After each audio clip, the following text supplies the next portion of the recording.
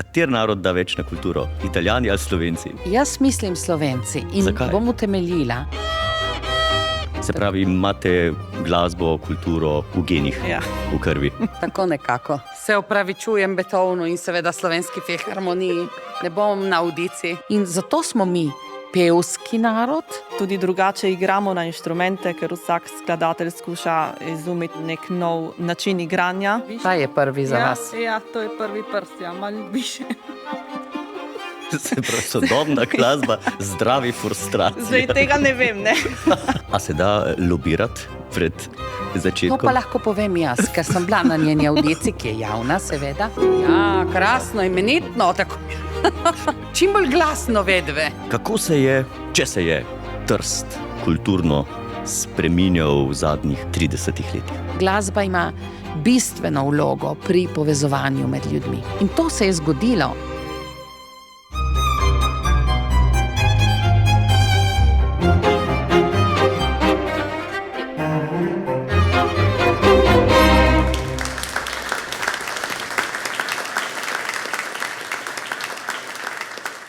Spoštovane in spoštovani, v današnjem podcastu 1, 2, 3 bis gostim Tatjano Rojc, slovensko literarno zgodovinarko, pesnico, pevko, pisateljico, publicistko. Na parlamentarnih volitvah leta 2018 je bila izvoljena v Senat Italijanske republike. Moja druga gostja pa je prav tako Tržačanka in članica prvih violin orkestra Slovenske filharmonije, Verena Rojc. Spoštovani dami, lepo pozdravljeni. Dobrodošli na velikem odru dvorane Slovenske filharmonije. Danes bi se majčkeno pogovorili o tem, kako podnebje vpliva na ustvarjanje, kako vpliva na glasbenike. Konec koncev se bomo pogovarjali tudi o demokraciji med glasbeniki oziroma o demokraciji v orkestru, pa besedo bi rekli tudi o tem, ali je slovenska publika bolj naklonjena kulturi kot italijanska. Spoštovani dami, ne samo, da vaju povezuje umetnost, glasba, ampak sta tudi v sorodu, če se ne motim. Tatjana, vi ste teta Vereni. V ožjem sorodu, ja. Ožjem sorodu. Verena je moja edina nečakinja. Se pravi, imate glasbo, kulturo v genih, Ja. v krvi. Tako nekako. Verena, tvoj oče je pianist. Ja, bil je tudi on glasbenik, pianist. Sam je koncertiral, učil je ogromno let, diplomiralo je ogromno njegovih študentov. On me je tudi približal sodobni glasbi, tako da sem jaz pač poslušala to glasbo, odkar sem rojena. On mi je pač razlagal, da sem bila majhna, se je igrala tam nekje v dnevni sobi v svojem boksu, ne. On je pa vadil in je imel na programu sodobno skladbo in je moral pač to vaditi, ne, pa potem se spomni name, tako, ne, pauza, bogi otrok, ne, to ne bo šlo skozi in začne malo Mozarta, ker to je tako, ponavadi, da za manjše otroke je Mozart super, ne, in jaz se začnem dreti in on se ustraši, kaj je z otrokom narobe, ne, pač ne vem, lačna pa tako naprej pa nič in ta Mozart ne gre, potem da neko ploščo zavrti od Mozarta, mogoče klavirska varianta Mozarta ne paše zraven nič, ta Mozart ni šel nikamor, ne. In potem on začne vaditi spet, ker pač je moral vaditi in seveda spet sodobno skladbo in se jaz kar umirim, tako da mogoče.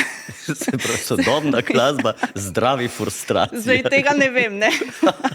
Ampak se spomnite, te zgodbe se pa v živo spomnimo, ne. Zanimiva zgodba, Ja. zanimiva, da Ja. vam je Še ta... celo se spomnim, katerega skladatelja je Ja. vadil. Katerega? Je vadil Luigija Dalla Piccolo, ki je zares zahteven za poslušanje. Italijanski skladatelj, torej. Tako. Znan skladatelj sodobne glasbe? Precej znan, ima korenine v naših krajih, v Istri, tako da je bila ta glasba kar zahtevna, ampak očitno prava za našo Vereno.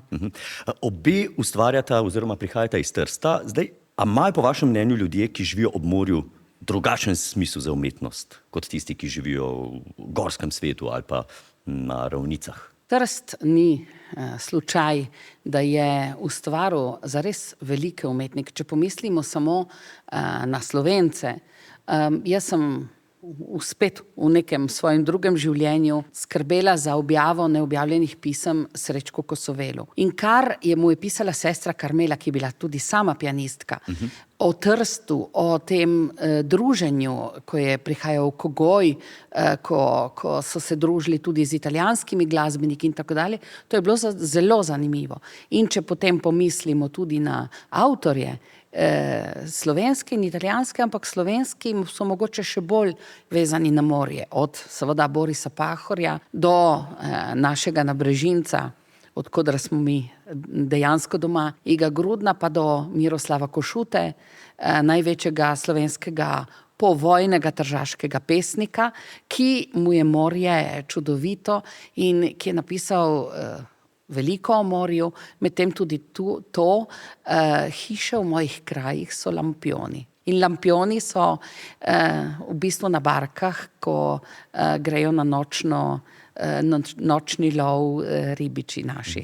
Tako da je zanimivo to, ne? Konec koncev tudi Tartini je ustvarjal v Piranu, Vivaldi v Benetkah, znan hrvaški skladatelj Ivan Zajc na Rijeki. Ja. Verena, se strinjaš, da je morje tisto, ki loči dojemanje umetnika v ravnicah ali pa v gorovju?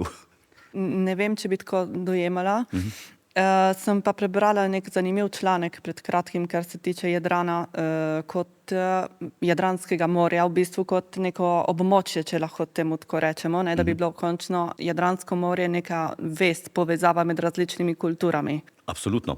Tatjana, od leta 2018 ste senatorka v italijanskem parlamentu, ki je dvodomni. Kakšna je razlika med slovenskim parlamentom in italijanskim? Najprej je treba povedati, da nastane italijanski parlament po vojni kot zelo močno reprezentativen celotnega področja. Mi smo imeli to neljubo in nespametno idejo, da smo v prejšnji zakonodajni dobi krčili število parlamentarcev, kar je seveda vplivalo na demokratično predstavništvo in kar je seveda vplivalo tudi na dejstvo, da je parlament postal nekoliko bolj šibak. Ampak ti dve, bomo rekli, ali parlamenta sta nekako pravzaprav inačici iste skupnosti. Mi imamo zakonodajno moč, pravzaprav, tako v eni kot v drugi zbornici. Senat je tisti, ki naj bi dal nekako višji blagoslov, ker smo tam nekako vsi starejši. Ne, to je to. In modri. O modrosti ne bi rekla, ampak o starosti pa. Mislim, slovenski parlament kot satirik razumem, ne? Celo dobil sem recimo kdaj opozorilo, da satiriki smo premili, da so v parlamentu politiki bistveno boljši včasih od nas. Ne spoznam se na italijanski parlament, ampak vseeno, po vašem mnenju, kje je več kulture? V italijanskem parlamentu ali v slovenskem parlamentu? Upam, da v slovenskem. Zdaj vas so izvolili volivke in volivci. Ne? Verena, ti si opravila audicijo v Slovensko filharmonijo pred 8 leti. Kdo je pa tebe izvolil? Kako je izgledal ta postopek oziroma ta audicija? Zelo hudo. Ne. Zakaj? Ne, hecam se. V bistvu audicija ni prav zelo prijetna zadeva za nikogar, bodi si za kandidata kot za komisijo. Zgledalo je tako, da pač v mojem primeru takrat so bile vse 3 etape za zaveso. Ponavadi je samo prva in potem od druge dalje ni več zavese. Je neka komisija, člani komisije so vodje raznih sekcij, seveda koncertna mojstra v mojem primeru oba dva. Okay, oprosti, Ja. čeprav razumem. Se pravi, ti se prijaviš na audicijo, igraš pred ostalimi člani v orkestru, Ja. oni potem volijo oziroma glasujejo. Ja. In audicija je pred zaveso. Ja, prva Oni te etapa. ne vidijo. Ne, prva etapa ponavadi je pred zaveso. Zakaj pred zaveso? Verjetno, ker tako, če nekoga poznaš in tako to ne more iti skozi, ne? Ali pa, da tudi si prisiljen kot prvi vtis uporabiti samo ušesa. A ne, pač se sfokusirati samo na igranje, ker drugače je tudi zelo, vizualno je zelo pomembno. Opazuješ, kako tehniko ima vsak, kako drži lok, kako se obnaša na odru in tako naprej, ker lahko je tudi za koncentracijo, potem ni dober za glasovanje, ne. Potem postane zanimivo potem v drugih etapah, ampak kot prva stvar pač moraš upoštevati, kako človek odigra nekaj, ne, predvsem. A se da lobirati pred začetkom? To pa lahko povem jaz, ker sem bila na njeni avdiciji, ki je javna, seveda, in sem sedla tako nekako, da sem imela komisijo za sabo in so mi kar rasla ušesa, da bi kaj polovila, ampak se ni dalo, je bilo vse zelo resno in vse za špansko steno oziroma špansko zaveso. Tako da je bilo zelo resno. Tle ni korupcije. Ne.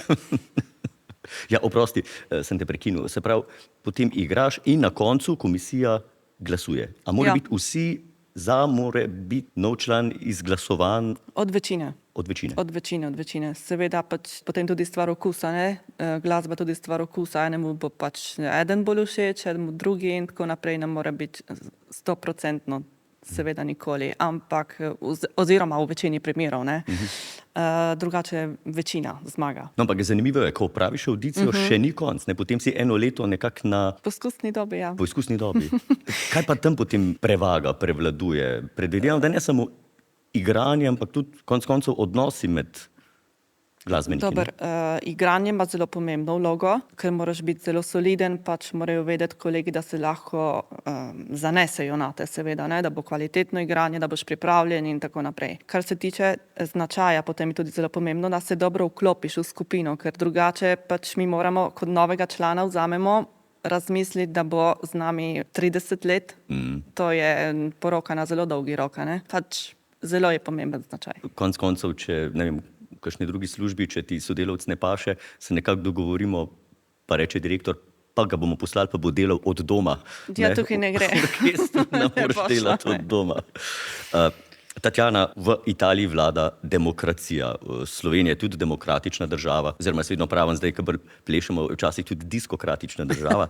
V orkestru vlada demokracija, po vašem mnenju, ali monarhija? Tako kot v parlamentu.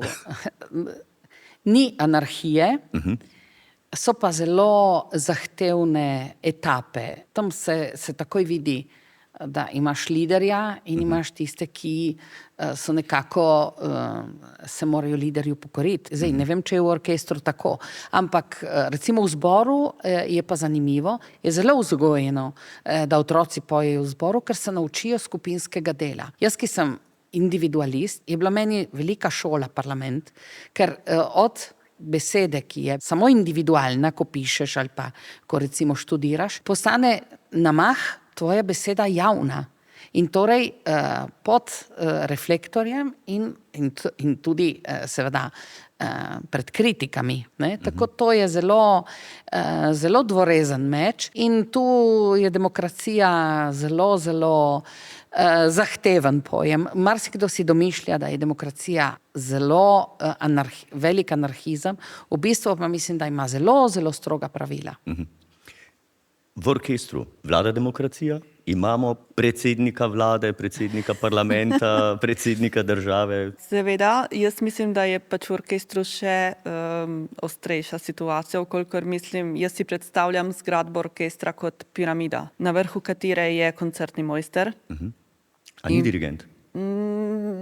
Ja in ne. V bistvu za orkester se mora obrniti vedno na koncertnega mojstra.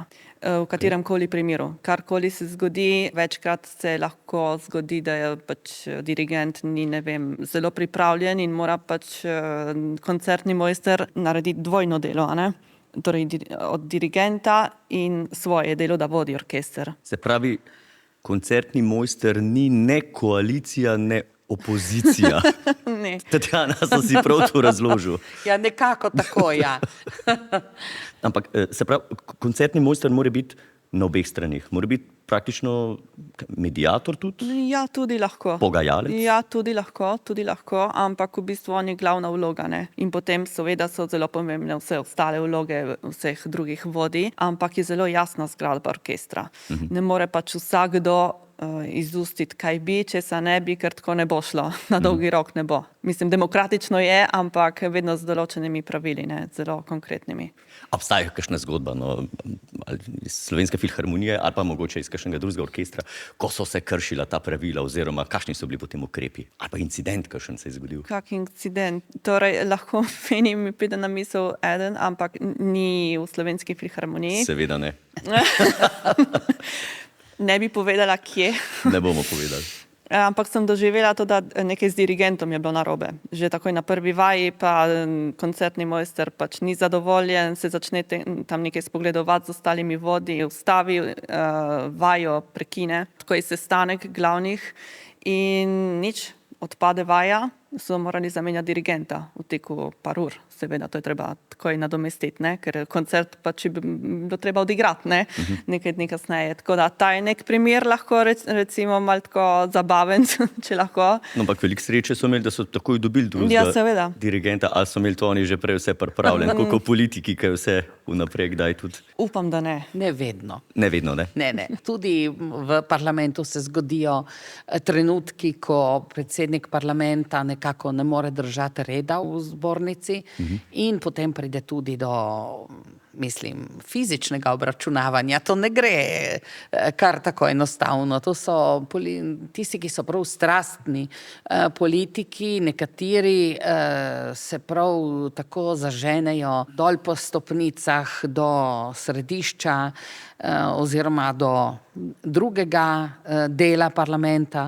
Je kar zabavno kakšenkrat. No, ampak zanimivo, ne? Pri orkestru dirigenta se lahko zamenja, predsednika parlamenta ne moreš kar zamenjati. Ne? Nažalost ne. Je v orkestru potem bistveno lažje potem takem. Absolutno. Tatjana, kako se je, če se je Trst kulturno spreminjal v zadnjih 30 letih? Zelo veliko je bilo sprememb, predvsem na politični ravni, kar je seveda vplivalo tudi na kulturo. Izmenjave med Slovenijo in Italijo, recimo, so postale tako rekoč vsakdanji kruh, tudi recimo prevajanje literature, sprejemanje avtorjev, sprejemanje medsebojnega povezovanja. To sodelovanje je sicer obstajalo, ampak zelo podtalno.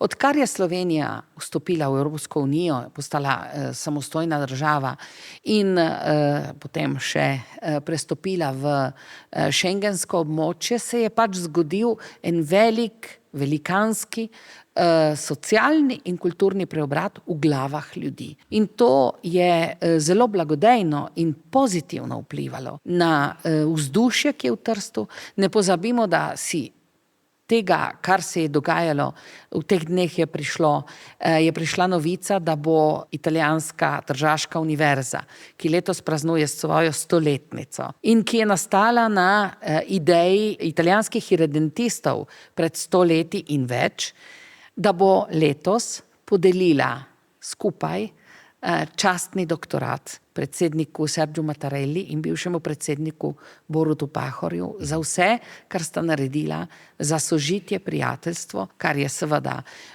dobilo svoje največje priznanje v skupni prestolnici kulture, Evropski prestolnici kulture, kar se bo zgodilo leta 2025 za Novo Gorico in Gorico. To so veliki koraki, ki ne bi bili mogoči pred 20-30, da ne govorimo več leti. Se pravi, kultura, glasba sama zelo povezuje. Zelo povezuje. Različne narode, kulture. Poglejte, če smem, pred 20 leti, in to ne na naključni datum, na dan 90. Obletnice požiga Slovenskega narodnega doma, je prišlo do velikega koncerta na Osrednjem trgu v Trstu, ki ga je dirigiral Riccardo Muti, in to je bil koncert prijateljstva. Tam so sedeli 3 predsedniki, hrvaški predsednik, slovenski predsednik, takrat je bil Danilo Türk, in italijanski predsednik, ki je bil takrat Napolitanov. Čez 10 let se je pa zgodil še dodatni preobrat, da se je na 100-letnico požiga Narodnega doma, tista stavba, s katero se je začelo pravzaprav gorje, ne samo Slovencev, ampak Trsta nasploh, da se je tista stavba vrnila v tiste roke, ki so jo zgradile v slovenske roke. Torej, glasba ima bistveno vlogo pri povezovanju med ljudmi. Verena, katera pa so tista glasbena dela, ki v zgodovini združujejo različne narode, kulture? Ok, ena je Beethovenova 9. simfonija oziroma Oda radosti, ne? Katere so še? Meni pride na misel 8. simfonija od Mahlerja, to je Simfonija tisočev, tako zvana. Je bila izvedena v Ljubljani leta 2011. Mene žal takrat ni bilo še tukaj v službi. In orkester je bil sestavljen iz Slovenske filharmonije in iz Zagrebške filharmonije, ker je pač zasedba je ogromna. Zdaj zato prav Simfonija tisočev. Ne vem, koliko zborov je bilo združenih in dirigiral je Valerij Gergiev. Pomembno za to simfonijo je tudi dejstvo, da je za drugi del Mahler uporabil tekst, zaključni del teksta Fausta, v katerem pride na dan moč, ki jo ima ljubezen. Ljubezen do tujega, ljubezen do nepoznanega, ljubezen do sovražnika med navednicami, jezikovnega, kulturnega, verskega. In to po mojem ima zelo velik pomen. Ne. Takrat, ko je bil koncert, ki ga je dirigiral Riccardo Muti v Trstu, so izvedli Cherubinijev Requiem. In orkester je bil mladinski orkester Cherubini, to je v bistvu italijanski orkester, ampak so bili potem še študenti iz Ljubljanske akademije in iz Zagrebške akademije, tako da je bilo pač zedinjenje in povezovanje narodov in tako naprej, tudi v tistem primeru. Ne. Se pravi, glasba, seveda. Povezovanje v glasbi se mora začeti že pri mladini, ne? Seveda, Konec seveda. Ko pa smo ravno pri različnih narodih, kater narod da več na kulturo? Italijani ali Slovenci? Dobro vprašanje. Jaz mislim Slovenci in Zakaj? bom utemeljila. Nihče v Italiji si ne more predstavljati, da ima lahko pisatelj status svobodnega umetnika. Umetnost je svobodna. V Italiji tega statusa ni. Tudi kultura je tržna v Italiji, zelo tržna. Tudi ko ti predlagajo, da bi objavil knjigo, ne dobiš nekega honorarja. Ti si kot avtor na prizorišču, kot v nekem supermarketu. Če ti gre dobro, gre knjiga dobro v prodajo in v promet pravzaprav še prej. In to je to. V Sloveniji je veliko spoštovanje do kulture. To smo imeli ves povojni čas in veliko prej še, če pomislimo, da smo mi narod, ki se prepoznava v jeziku in v kulturi. In to je vplivalo verjetno tudi na glasbo, če pomislimo, kako je Trubar oziroma njegov krog, kako je doumel, da lahko glasba, petje združuje in nekako plemeniti ljudi. In to se je zgodilo. In zato smo mi pevski narod, nisem rekla pivski, ampak pevski. Zato smo tisti, ki se prepoznavamo tudi v naši glasbi. Zdaj, si ne morem predstavljati, jaz sem svoj čas pisala svojo disertacijo univerzitetno o slovenskem filmu. In kar naprej se mi je vrtel Kozina, ne, na svoji zemlji.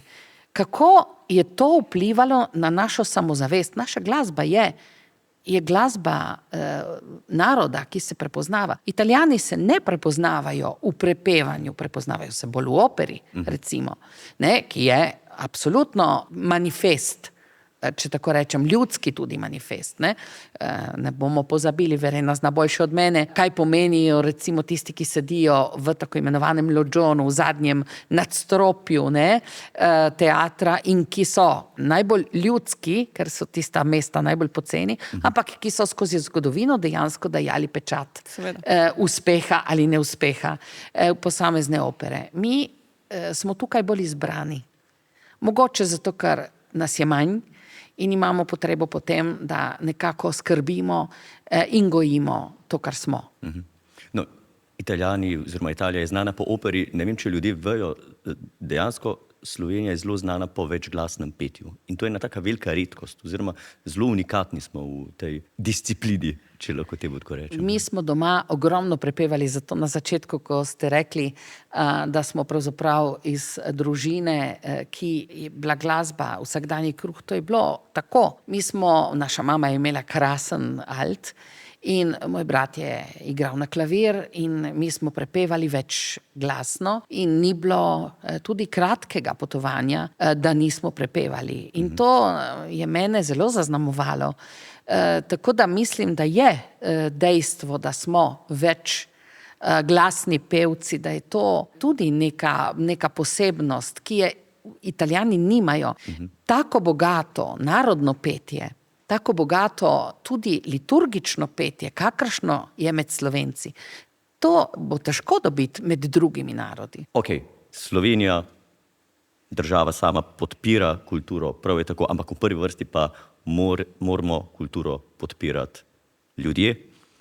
Na kater koncert bi povabili v letošnji abonmajski sezoni vašo teto? Torej, jaz bi pač povabila teto na nek izziv. V tem primeru sodobne glasbe. Čeprav vem, da ona ima rada sodobnost, bodisi v umetnosti, v literaturi in tako da tudi v glasbi jo zelo ceni. Ampak na splošno, poleg tete bi povabila publiko, da se pač mal poskusi približati sodobni glasbi, ker to ni neka čudna zadeva, neprijetna in tako naprej. Zvokovno je lahko zelo zanimiva, tudi vizualno, ker so neki čudni inštrumenti na odru, pač, ki se ne uporabljajo na navadnih koncertih simfonične glasbe. Pa tudi zveni drugače, pač uho ni pripravljeno, ne ve, kam bo šla harmonija in tako naprej. Tudi drugače igramo na inštrumente, ker vsak skladatelj skuša izumiti nek nov način igranja inštrumenta. Tako da tudi je lahko neki izziv, pa počasi se približa tako iz radovednosti, tega iskanja nečesa novega, po mojem v tem smislu. No pa tudi, ko greš poslušati Mozarta, z Mozartom se ne moreš več pogovarjati. Seveda ne. Če poslušaš sodobno glasbo, se dejansko s skladateljem lahko o njegovem delu oziroma o glasbenem delu, ki si ga poslušal, se potem z njim lahko to pogovarjaš, kar je taka, bom rekel, posebnost. Posebnost in tudi za nas, ki se pač z glasbo, z izvajanjem njegove glasbe ukvarjamo, je zelo pomembno, ker meni se je zgodilo, pač nekaj se ukvarjam s sodobno glasbo in jaz sem bila prepričana, da pač razumem, da sem dojela popolnoma tisto skladbo in sem šla na kavo s skladateljem tam sam tako, da bi bila gotova, da imam jasno sliko pred sabo in sem odkrila, da pač ni bilo to. Mislim, večinoma sem razumela, ampak ne detajlov in mi je on potem razložil nekatere stvari in to je bilo meni, je zanimivo, da veš, da lahko človeka dejansko pokličeš, pa ti bo razložil nekaj. Privilegij, ne? Ja, privilegij v bistvu, ker pač z betonom se ne moreš pogovarjati, z Brahmsom tudi ne. Kar žal, ampak tako je. Zaenkrat. Ja, zaenkrat. Tatjana, a vam je moderna glasba naporna, a vam je izziv? Ne, meni je sodobna glasba vedno izziv, ampak racionalni izziv tudi, ker recimo mi jemljemo glasbo v glavnem zaradi svoje evokativne moči. Glasba nas gane, se nas dotakne. Sodobna glasba pa je misel, je razmišljanje, je racionalnost, ki se prelevi v zvok. In to se mi zdi strašno zanimivo. In zdaj, ko je Verena pripovedovala o tem, mi je prišel na misel moj nadvse ljubljeni Srečko Kosovel. On je pisal vzporedno ekspresionistične, impresionistične in konstruktivistične pesmi. To pomeni, da gre lahko vse skupaj, ampak da zahteva predvsem od poslušalca oziroma od izvajalca, ki je umetnik. Večkrat pozabljamo tudi na dejstvo, da recimo, ko ti nekaj napišeš v besedi ali v glasbi in daš v izvedbo, tisto ni več tvoje. Postane od tistega umetnika, ki to potem dejansko izvaja. In on seveda podoživi po svoje. Zato je racionalno, ker se lahko seveda s skladateljem pogovarjaš, lahko pa tudi ti ob tem imaš čisto svojo misel. In to se mi zdi strašno zanimivo, zato mislim, da je dejstvo, da Slovenska filharmonija prireja tudi recimo ta cikel koncertov sodobne glasbe izredno pomemben.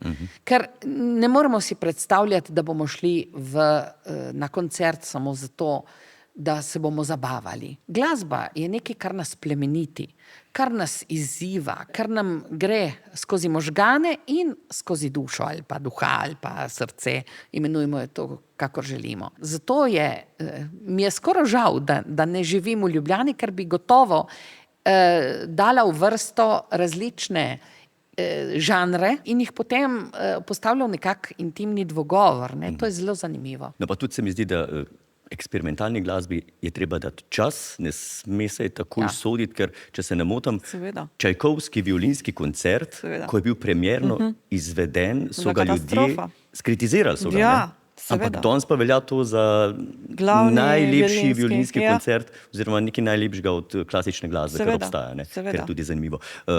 Tatjana, vi ste altistka, ste kdaj igrali kakšen inštrument? Kako ste z violino? Z violino je bilo tako. Ko sem bila zelo majhna, je učitelj klavirski mojega brata, ker jaz sem imela pač dober posluh in je rekel, ta otrok bi moral igrati violino. Jaz sem se pa seveda uprla, ker sem bila anarhist, že kot majhna, upornik. In sem rekla, ne, jaz ne bom igrala violine, ker moram prej študirati klavir. In klavir, seveda mama in oče sta rekla, ker moj brat je imel kakšno leto več od mene, ti bo Aleksi pomagal in seveda to je bilo, potem je prišlo takoj do kratkega stika. Potem sem si predstavljala, da bi mi bilo zelo všeč igrati harfo. S klavirjem sem si pomagala kot pevc, da sem pač lahko, ampak violina je pa, še zdaj se spomnim, ko sem izdala svojo prvo knjigo, sem si močno želela, in to se je potem tudi zgodilo, da bi Verena izvajala en Brahmsov duet. In takrat sem se nekako pobotala tudi z mojo manjkajočo violinsko zmožnostjo. No, Tatjana, danes imamo za tebe en izziv. Tu, če si upornica, mi bomo ta upor, če se bo zgodil, zatrl v kali in sicer povabil bi te, da zaigraš svojo nečakinjo na violino. Da zaigram, se mi zdi ena pomembna beseda, bomo rekli. Zagodeš. Tako da te predajam v varne roke. Hvala lepa. Mojstrov tega inštrumenta. Hvala. Violina spada med najmanjše predstavnike godal. Njeno ime in oblika izhajata iz renesančnega inštrumenta viole da braccio. Ima 4 strune, ki jih štejemo in označujemo po višini tonske uglasitve od zgoraj navzdol. Na violino igramo z lokom, to je lesena palica, na katero je nastavljena konjska žima, ali brenkamo, način pizzicato. Prvo violino v sedanji obliki naj bi okoli leta 1500 izdelal italijanski mojster Andrea Amati v Cremoni. Iz njegove šole izhajata tudi Andrea Guarneri in Antonio Stradivari, katerih inštrumenti še danes veljajo za najboljše. Violina je zelo priljubljen inštrument, tudi ker spada med tiste, ki najbolj spominjajo na človeški glas.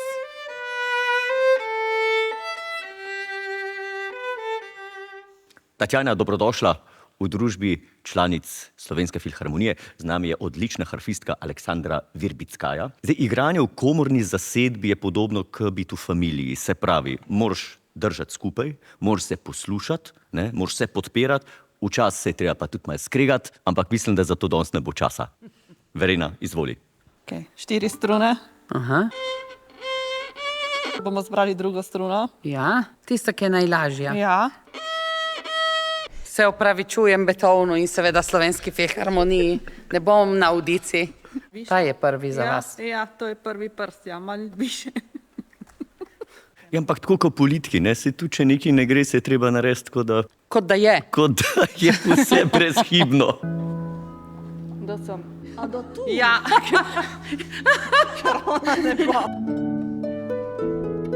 Ja, krasno, imenitno, tako. Čim bolj glasno vedve. da ne bo ta mizerija. Prazno. A boš dala začetek? Jaz. Dej. Krasno. Lahko? Umetnost, glasba ni tako kot politika.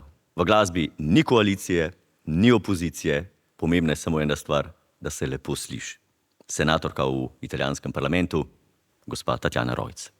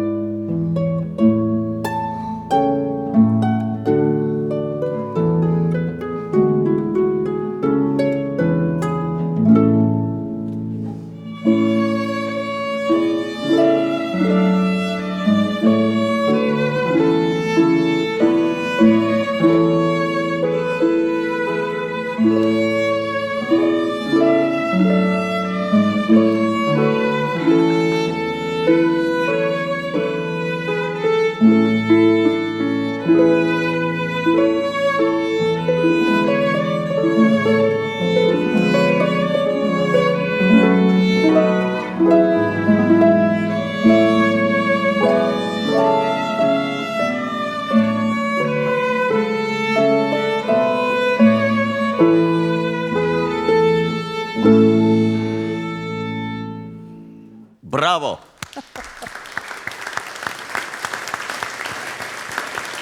Bis! Ne. Hvala za potrpljenje.